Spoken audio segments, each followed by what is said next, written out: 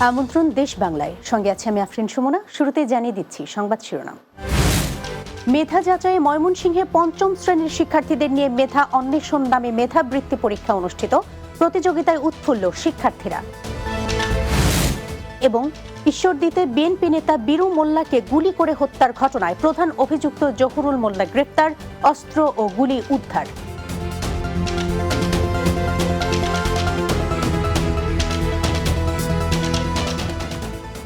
শুনছিলেন শিরোনাম, এবার বিস্তারিত। শিক্ষার্থীদের মেধা যাচাই, আগ্রহ বাড়ানো এবং মানোন্নয়নে ময়মনসিংহের সদর উপজেলায় প্রাথমিক বিদ্যালয়ের পঞ্চম শ্রেণীর শিক্ষার্থীদের নিয়ে অনুষ্ঠিত হয়েছে মেধা অন্বেষণ নামে মেধাবৃত্তি পরীক্ষা। পুরো উপজেলার সকল বিদ্যালয়ের সেরাদের সেরা হওয়ার এই প্রতিযোগিতা দারুণভাবে উপভোগ করেছে শিক্ষার্থীরা। এই ধরনের কার্যক্রমের কারণে বিদ্যালয়গুলোতে শিক্ষার্থীর সংখ্যাও বেড়েছে। ময়মনসিংহের প্রতিনিধি MS ফুয়াদের পাঠানো তথ্যচিত্রে বিস্তারিত জানাচ্ছেন সুরাইয়া সীমা।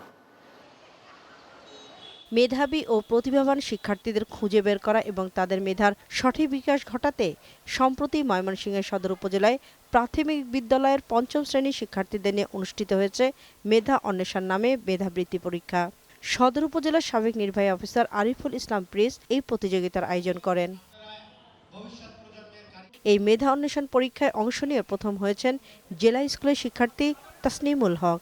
460-এর মধ্যে 438 নাম্বার পেয়ে প্রথম স্থান অর্জন করেছি। ফলাফলের সময় আমি প্লেসের মধ্যে থাকি, তখন আমি খুবই আনন্দিত হয়েছিলাম। ফার্স্ট হতে পেরেছি, এটি আমার জন্য খুবই খুশি লেগেছে।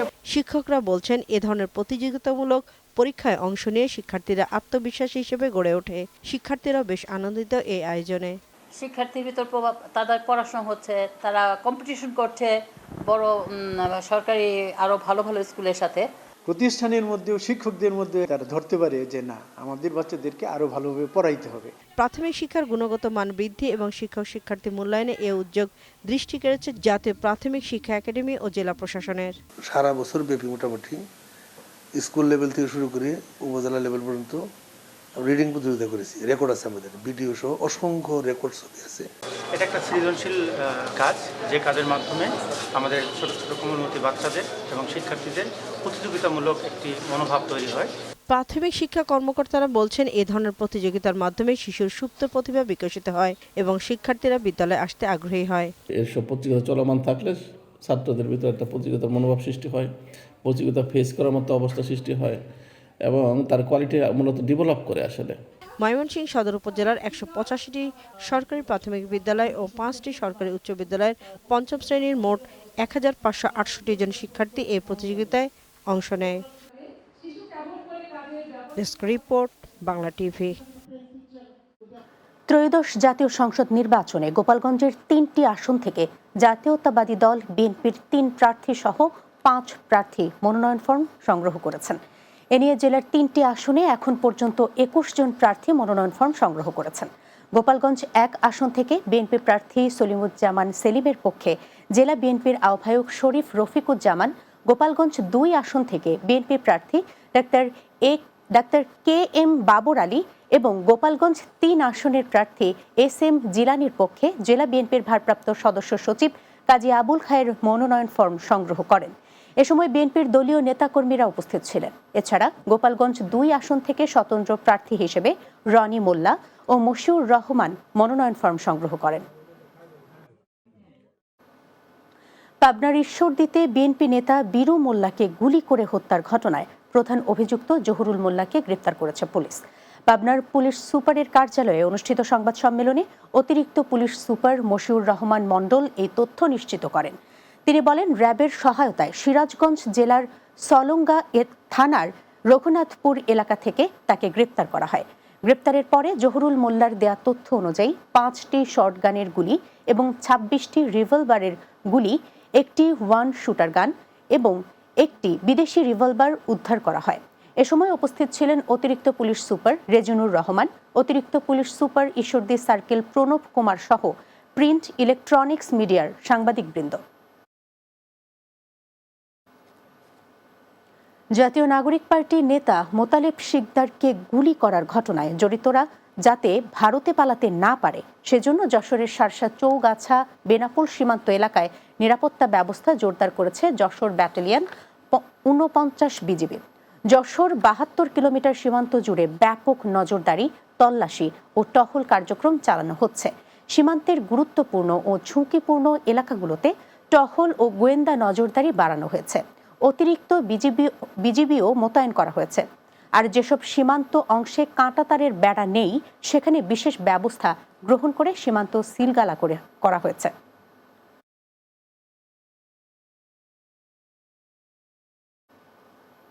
দেশ বাংলায় নিচ্ছে বিরতি। ফিরে আসার পর অন্যান্য সংবাদের সাথে আরও যা থাকছে।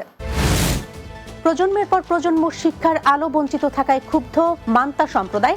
স্বাভাবিক জীবনযাপনের পাশাপাশি প্রতিটি শিশুকে শিক্ষিত করার দাবি তাদের।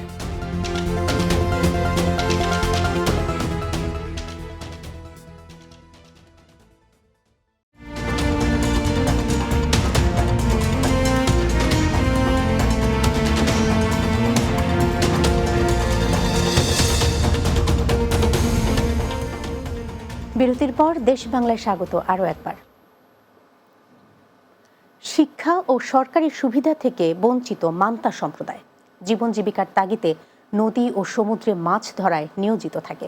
উপকূলীয় অঞ্চলের নদীতে ছোট নৌকায় তাদের জীবনযাপন। আধুনিকতার ছোঁয়া তাদের জীবনে নেই বললেই চলে। এমনই এক মান্তা সম্প্রদায়ের সন্ধান মিলেছে পটুয়াখালীর গলাচিপা উপজেলার সদর ইউনিয়নের স্লুইস গেট এলাকায়। পটুয়াখালী জেলা প্রতিনিধি ইশরাত লিটনের পাঠানো প্রতিবেদন। বিস্তারিত জানাচ্ছেন সুরাইয়া সীমা।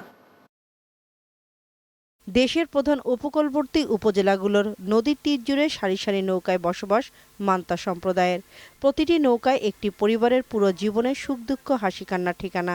ধর্মে মুসলমান হলেও তাদের ভিন্নধর্মী জীবনযাত্রার কারণে তারা মান্তা নামে পরিচিত। শিক্ষা, চিকিৎসা, সরকারি সহায়তা ও পরিচয়ের অভাবে তারা সমাজের সবচেয়ে পিছিয়ে পড়া জনগোষ্ঠীর একটি।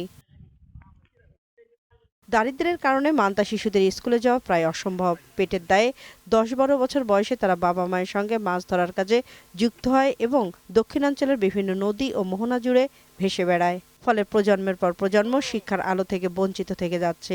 এ নিয়ে গভীর ক্ষোভ রয়েছে তাদের। ১০০ জন হইবে, কোনো আমাকে বাড়ি জ্ঞান নেই, আমরা খাই ভাষা নেই, নৌকা ধুনে পোলা পড়াইতে আইতে পারি না, সবাই জ্বালবে, বাসা বাড়ি কেউ নেই, বাচ্চা কাচ্চা সেও পড়াইতে পারিনি, কিভাবে কর্ম করতে পারিনি।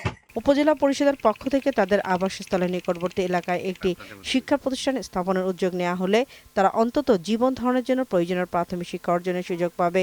তাদের এই সময়ের সাথে সঙ্গতি রেখে সুবিধাজনক সময়ে আমরা যদি তাদের একটি শিক্ষা পাঠদানের একটি আয়োজন করতে পারি, সেটি কার্যকরী হবে বলে আমাদের বিশ্বাস। মান্তা সম্প্রদায় সুযোগ পেলে ডাঙায় স্বাভাবিক জীবনযাপনের পাশাপাশি প্রতিটি শিশুকে শিক্ষিত করতে চায়। Desk report, Bangla TV. শীতার্ত মানুষের পাশে দাঁড়াতে মুন্সিগঞ্জ শহরের ইদ্রাকপুর এলাকায় অ্যাডভোকেট ABM ফিরোজ ফাউন্ডেশনের পক্ষ থেকে শীতবস্ত্র বিতরণ করা হয়েছে। মঙ্গলবার সকালে নিজ বাসভবনের প্রাঙ্গণে এই কার্যক্রম অনুষ্ঠিত হয়। এতে প্রধান অতিথি ছিলেন জেলা সমাজসেবা কার্যালয়ের উপপরিচালক মোহাম্মদ আলাল উদ্দিন। অনুষ্ঠানে সভাপতিত্ব করেন ফাউন্ডেশনের চেয়ারম্যান আফরোজা খান। সঞ্চালনা করেন সংগঠনের মহাসচিব মোহাম্মদ আবু তাহের সীমান্ত। বক্তারা বলেন, শীত মৌসুমে অসহায় ও দরিদ্র মানুষের কষ্ট লাঘবে এই ধরনের মানবিক উদ্যোগ অত্যন্ত গুরুত্বপূর্ণ। নারায়ণগঞ্জের বন্দরে অবৈধ গ্যাস সংযোগ বিচ্ছিন্ন অভিযান পরিচালনা করেছে তিতাস গ্যাস কর্তৃপক্ষ। মদনপুর ও নাসিক ২৭ নং ওয়ার্ড, হরিপুর ও বংশাসন সহ কয়েকটি এলাকায় নারায়ণগঞ্জ জেলা প্রশাসক কার্যালয়ের এক্সিকিউটিভ ম্যাজিস্ট্রেট মোহাম্মদ তারিকুল ইসলামের নেতৃত্বে এই অভিযান পরিচালনা করা হয়। এছাড়া বন্দর তিতাস জোনের ম্যানেজার প্রকৌশলী মোহাম্মদ জাহিন আমির খানের তত্ত্বাবধানে নারায়ণগঞ্জ জেলা পুলিশ ও বন্দর থানা পুলিশের সহযোগিতায় এই মোবাইল কোর্ট পরিচালনা করা হয়। আবাসিক এলাকার গ্যাস সংযোগ বিচ্ছিন্ন সহ কয়েকটি হোটেলে মোট ৬৫,০০০ টাকা আর্থিক জরিমানা করা হয়। এই অভিযানে উপস্থিত ছিলেন সহ প্রকৌশলী শাহ আলম রনি, সহ প্রকৌশলী নজরুল ইসলাম, সহ প্রকৌশলী মুরসালিন সহ তিতাস কর্তৃপক্ষের অন্যান্য কর্মকর্তারা। সোসাইটি অব জাতীয় গণমাধ্যম কমিশনের ৬ষ্ঠ প্রতিষ্ঠা বার্ষিকী উপলক্ষে র্যালি ও আলোচনা সভা অনুষ্ঠিত হয়েছে।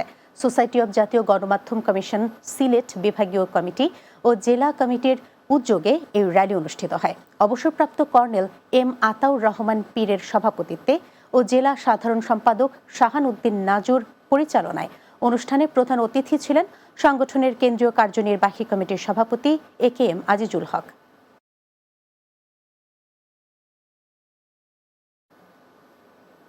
শেষ করছি দেশ বাংলা, যাবার আগে সংবাদ শিরোনামগুলো জানিয়ে দিচ্ছি আরও একবার। মেধা যাচাইয়ে ময়মনসিংহে ৫ম শ্রেণীর শিক্ষার্থীদের নিয়ে মেধা অন্বেষণ নামে মেধাবৃত্তি পরীক্ষা অনুষ্ঠিত, প্রতিযোগিতায় উৎফুল্ল শিক্ষার্থীরা। ঈশ্বরদীতে বিএনপি নেতা বীরু মোল্লাকে গুলি করে হত্যার ঘটনায় প্রধান অভিযুক্ত জহুরুল মোল্লা গ্রেপ্তার, অস্ত্র ও গুলি উদ্ধার। এবং প্রজন্মের পর প্রজন্ম শিক্ষার আলো বঞ্চিত থাকায় ক্ষুব্ধ মান্তা সম্প্রদায়, স্বাভাবিক জীবনযাপনের পাশাপাশি প্রতিটি শিশুকে শিক্ষিত করার দাবি তাদের।